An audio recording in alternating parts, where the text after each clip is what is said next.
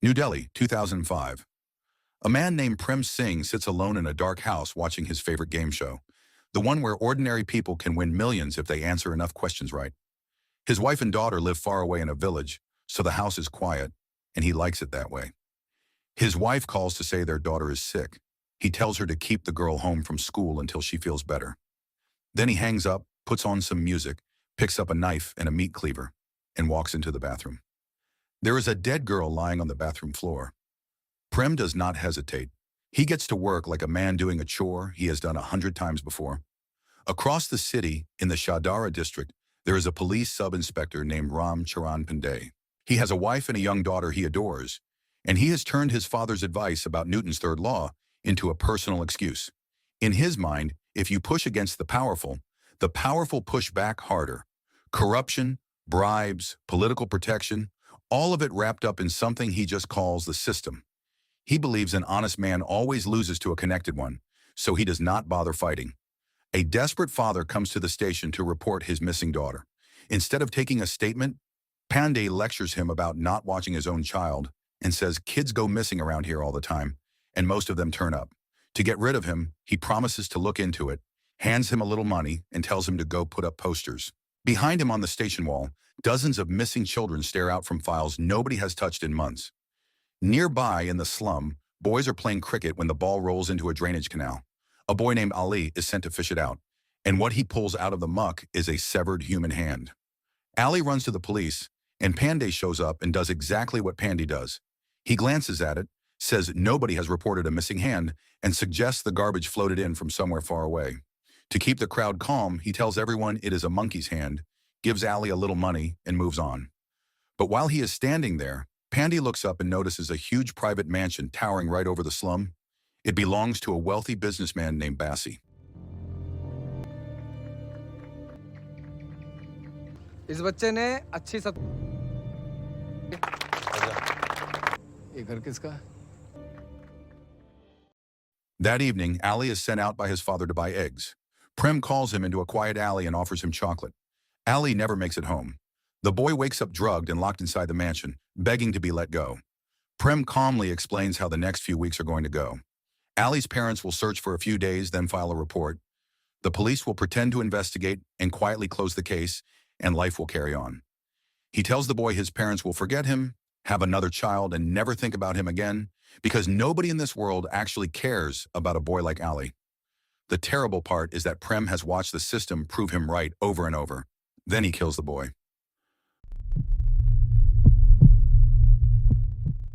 The film jumps back to 1983 to a small town called Chamba.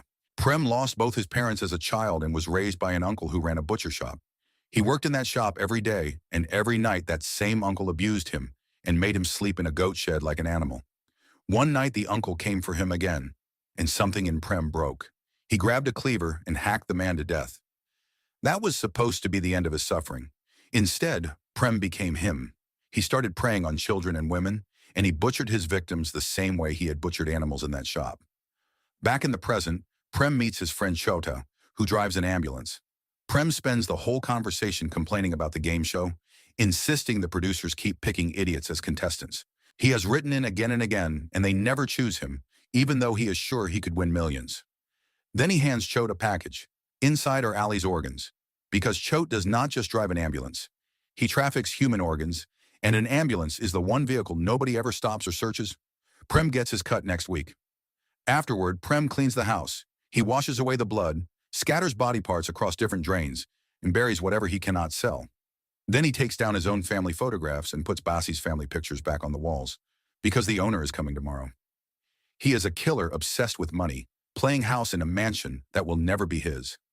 In Karnal, Bassi is throwing a birthday party for his granddaughter. He takes a call from Prem, who reports that the organs have been delivered and the payment is coming next week. Bassi knows. Bassi has always known. The two of them have been in business together this entire time. Before hanging up, Bassi gives Prem an order. Call Chumki tomorrow night. Chumki is a sex worker Bassi has been hiring for a long time. Her work is not a secret from her family. It supports them, and her own father, Ajit, acts as her pimp. Prem makes the call, Chumki goes to the mansion, and then she vanishes. 4 days later, Pandey is at a local stage show with his family, performing in it himself. What he does not know is that Prem is in that same crowd hunting for his next victim, with Chote parked nearby in the ambulance. Backstage, Ajit corners Pandey and demands to know what the police have done about his daughter. 4 days and nobody has lifted a finger. Then he says the thing that gets under Pandey's skin. If Pandey's own daughter ever disappeared, only then would he understand what these parents are living through. Pandey explodes. He unloads about the flood of useless reports that come through his station every day. 3 officers for 150,000 residents. 1 man responsible for 50,000 people. The argument gets so loud that Ajit stumbles onto the stage mid-performance, and the entire audience hears it. After the show, Pandey's wife mentions that their daughter Vedu went to the restroom. And suddenly every one of those ignored missing child files starts flashing through his head. He runs. Outside, a masked man is carrying his drugged daughter toward a waiting ambulance. Pandey charges. The man drops Vedu and bolts, and Pandey chases him through the alleys but loses him.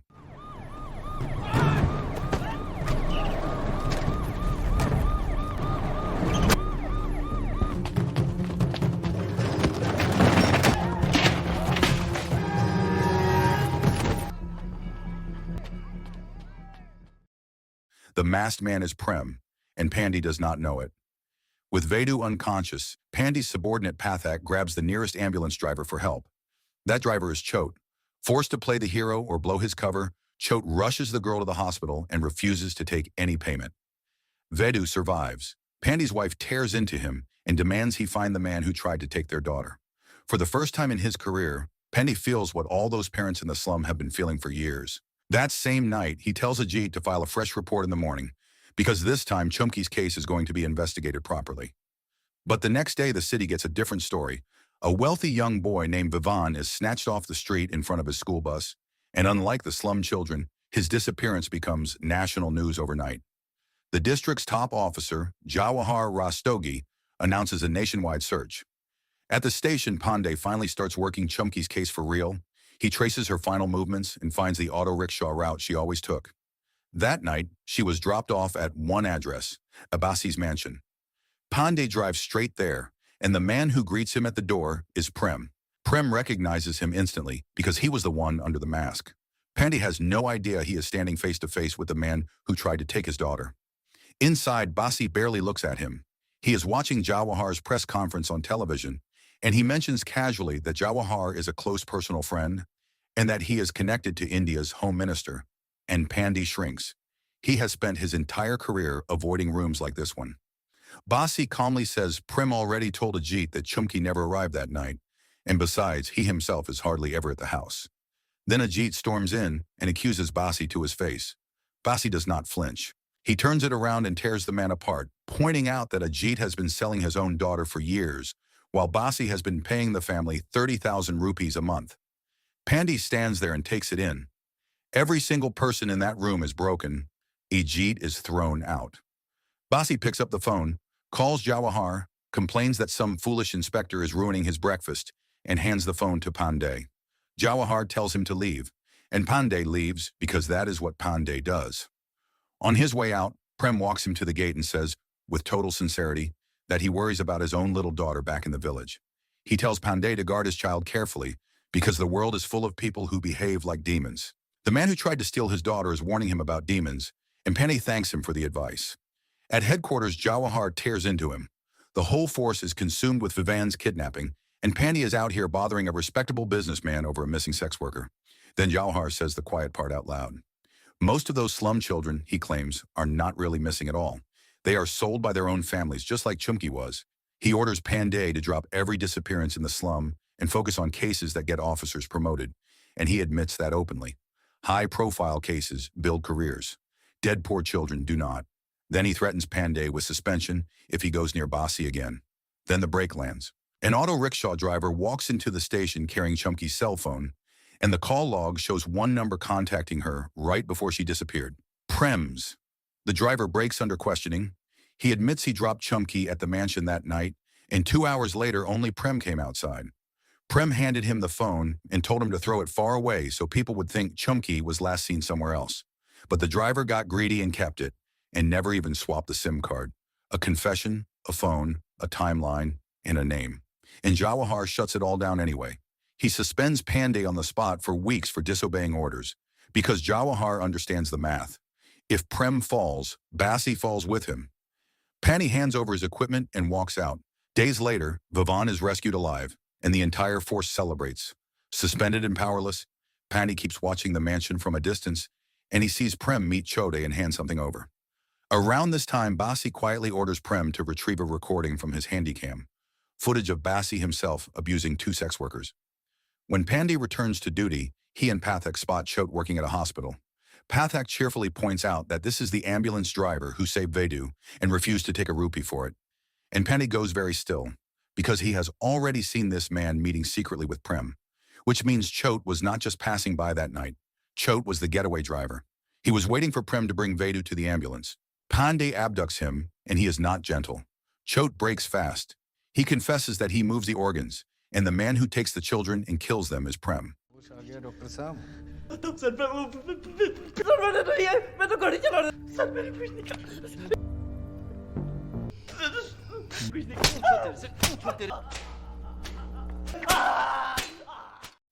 By the next morning, the station has changed.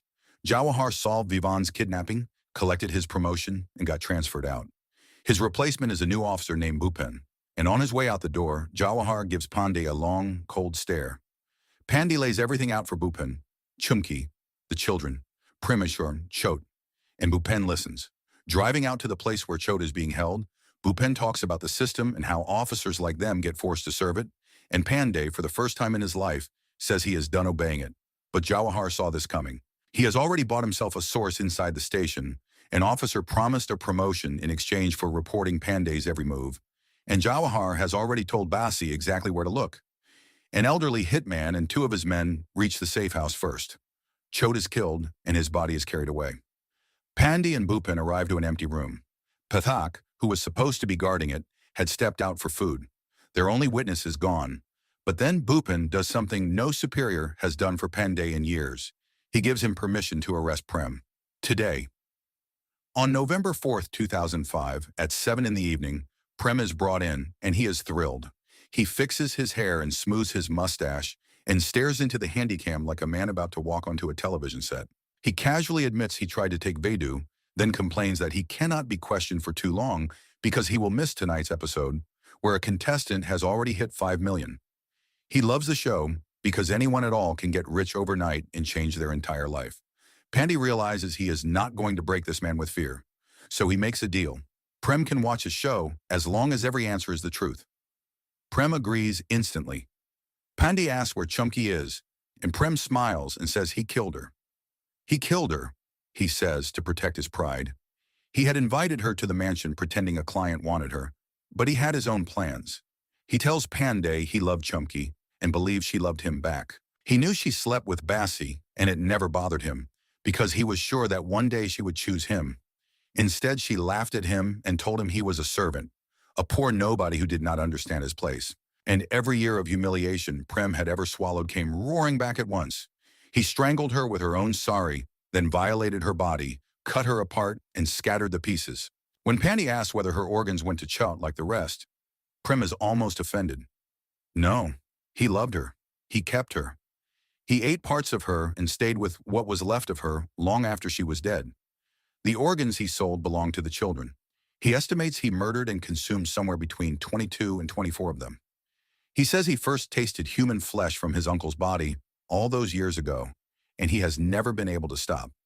And here's the part that truly breaks Pandey. Prem believes he was doing good.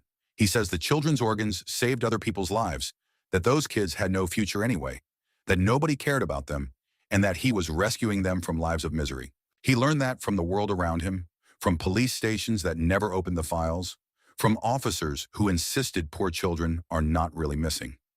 Then Bhupen asks the only question that still matters. Was Basi involved? And Prem goes silent. Later, locked in a cell, he throws a tantrum because he is missing his show, and Pandey turns the television volume up so he can hear it through the walls. The next morning, following Prem's directions, the police start digging. They pull at least 25 bodies out of the ground and the drains, most of them children and women. Families who spent years being told their children ran away finally learn the truth. Within a day, the story is on every screen in the country. The mansion is sealed as a crime scene, Bassi is arrested, and both men are sent to Tihar prison. Furious crowds tear the house apart, and it becomes a local legend, a haunted ruin nobody will go near.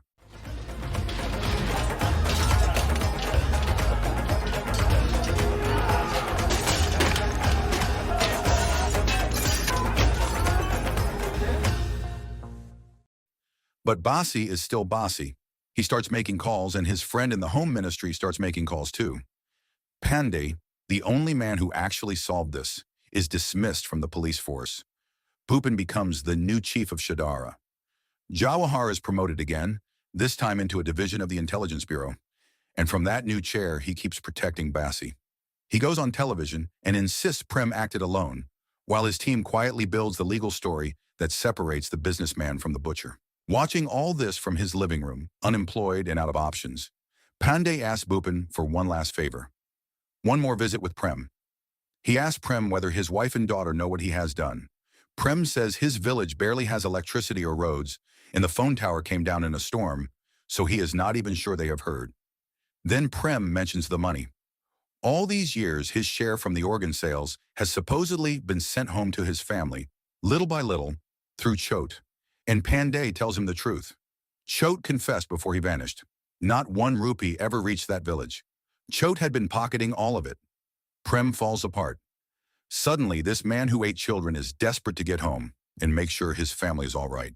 He insists Bassi will get him out and take care of him. So Pandey tells him the rest. In court, Bassi has already declared that Prem is solely responsible for every single crime, and that is the moment Prem finally cracks open. He tells Pandey about a cassette tape. He mailed it to his wife a long time ago, labeled as a music collection, Songs of All Time. And on that tape is everything Bassi has done. That night, Pandey heads for the village. Pathak warns him to be careful, because chasing this any further could get him killed. The journey takes buses, back roads, and rides from farmers, all the way to the edge of nowhere. Pandey finds Prem's wife and asks for the tape, and when he plays it, everything comes into focus. The cassette holds recordings of Bassi abusing the victims, the same victims Prem later murdered. Not a rumor, not a witness who can be bought or killed. Actual footage. Prem's wife asked whether her husband really did all those terrible things. Pandey cannot bring himself to answer. He tells her the court is still looking into it. Then he walks out to the roadside with the tape, the one piece of evidence that can bring down a man protected by the home ministry, and waits for a ride home. A car stops for him. Inside are the elderly hitman and his 2 men. They kill Ram Charan Pandey on that empty road, and they destroy the Songs of All Time cassette, exactly as Jawahar ordered.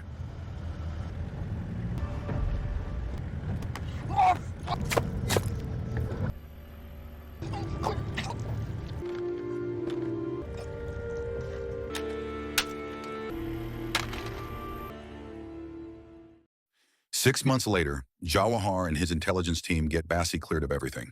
Bassi walks free. Prem is sentenced to death, the sole villain of the story, the one the country was allowed to hate. Back at the station, Pathak takes over Pandey's old job, and then the film shows his full name, Shrafan Kumar Pathak.